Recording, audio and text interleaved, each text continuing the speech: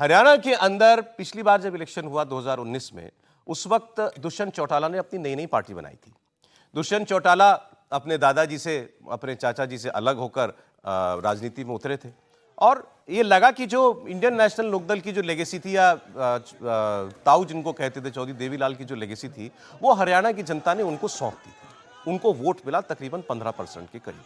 तो एक तरफ भाजपा, एक तरफ कांग्रेस और एक तरफ दुष्यंत चौटाला की पार्टी जजपा। साथ में इनेलो भी थी, उनके चाचा की और दादा की पार्टी, लेकिन उसको 2-2.5% के करीब वोट मिला था। लेकिन वोट बटा था।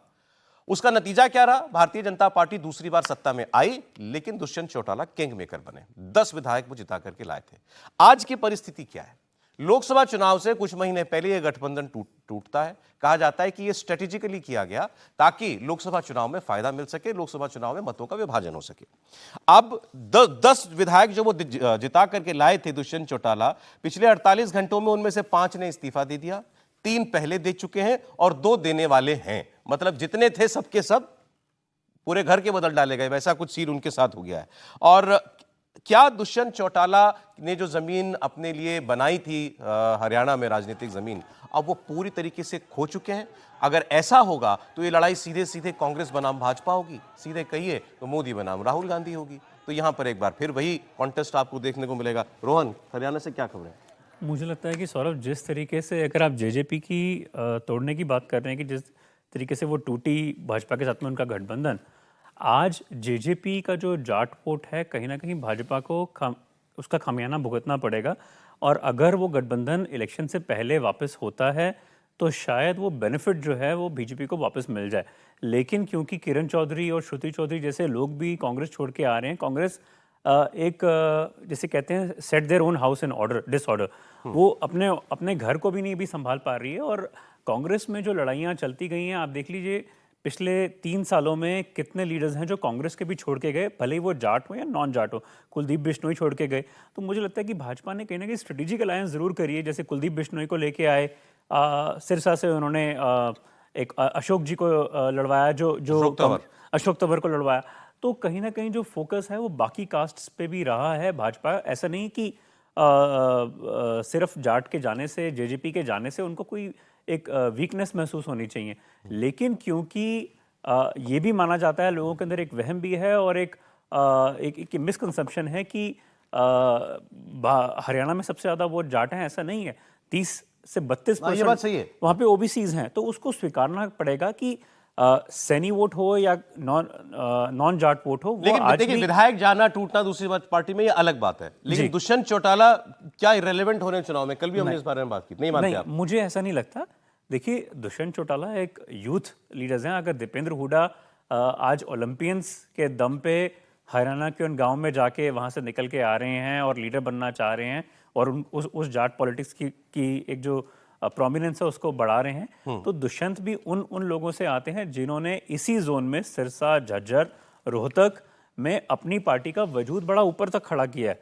और ये बता दूं कि जिस समय भाजपा में आए हुए नेता जैसे चौधरी बीरेन सिंह हो या उनके बेटे हों जो भाजपा छोड़ के गए, कांग्रेस से उनको टिकट नहीं दी गई, तो ये वही चौटालाज हैं, उन्होंने उनको हराया था, उन जाट लीडर्स को भी। ठीक। देवेंद्र, क्या हरियाणा का इस वक्त चुनाव से पहले पॉलिटिकल लैंडस्केप दिख रहा है? बीजेपी मुसीबत में है। अगर जेजेपी बहुत मजबूती से चुनाव लड़ती तो वो बीजेपी के लिए फायदा हो सकता था। लेकिन जेजेपी के साथ सौरभ समस्या ये है कि अभी क्रेडिबिलिटी वैसी है नहीं है। उसकी वजह यह है कि सरकार में रहते हुए जिस तरह के आरोप जेजेपी के ऊपर लगा उसने बहुत डैमेज किया। तो एक तो जाट इस बात से नाराज हुए कि आप बीजेपी के साथ चले गए, दूसरा कि जो छवि का बहुत नुकसान हुआ कि और करप्शन को लेकर बहुत ज़्यादा आरोप लगा था। तो ऐसे में बीजेपी के लिए बड़ा ज़रूरी है कि हरियाणा में ट्रायंगुलर या चतुष्कोणीय मुकाबला हो। जैसे बसपा के साथ जो INLD का गठबंधन है वो मजबूती से लड़े, जेजेपी मजबूती से लड़े, तो फिर बीजेपी के लिए हरियाणा में कुछ संभावना हो सकती है। अन्यथा बीजेपी के लिए बहुत मुसीबत है। डायरेक्ट कॉन्टेस्ट में दिक्कत है बहुत ज़्यादा। और ये पार्टी के सभी नेता भी इस बात को स्वीकारते हैं। और उसमें जो बड़ी चिंता की बात है वो ये नहीं है कि जाट बीजेपी के खिलाफ है, जाट तो बीजेपी के खिलाफ ही रहते हैं।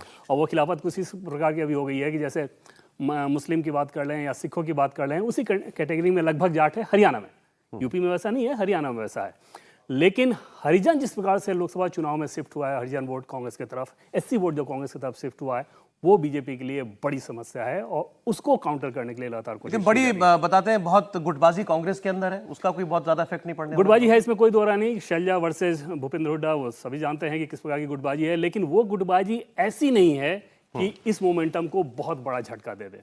और वो हमने लोकसभा चुनाव में भी देखा कि अगर आप लोकसभा चुनाव में सोचिए सौरभ कि अगर नरेंद्र मोदी इफेक्ट के चलते आपको नरेंद्र मोदी इफेक्ट के बावजूद 5 सीटों का नुकसान हो रहा है, तो आप विधानसभा में समझ सकते हैं क्या स्थिति रहेगी।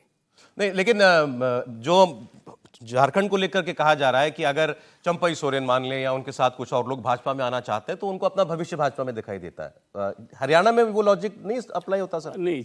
अच्छा, आप ही बोलिए प्लीज। झारखंड वाली सौरभ स्थिति यह है कि बाकी लोग जो आएंगे, एक तो वो बीजेपी के लिए वो एसेट नहीं हो सकता है झारखंड में, हो सकता है बीजेपी उन्हें टिकट भी ना दे। लेकिन दूसरी चीज हरियाणा वाला फर्क यह है कि हरियाणा में जो मोमेंटम है, वो एक तो 10 साल का शासन है बीजेपी का, तो अपने आप में एंटी इनकम्बेंसी आप समझ ही सकते हैं।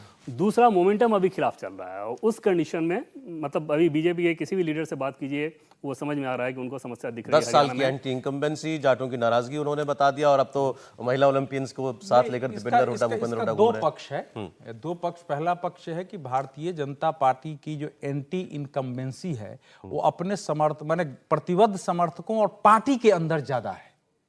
ये अगर आप गहराई से वहां जाएंगे, और वो लीडरशिप को लेके रहा है, कार्यशैली को लेके रहा है, भ्रष्टाचार को भी लेके रहा है। और चूंकि कार्यकर्ता और समर्थक लोगों के बीच नहीं जा रहे थे अपनी पार्टी के लिए, तो जहां जहां लोगों के मन में असंतोष था उनको कोई उत्तर नहीं मिला है।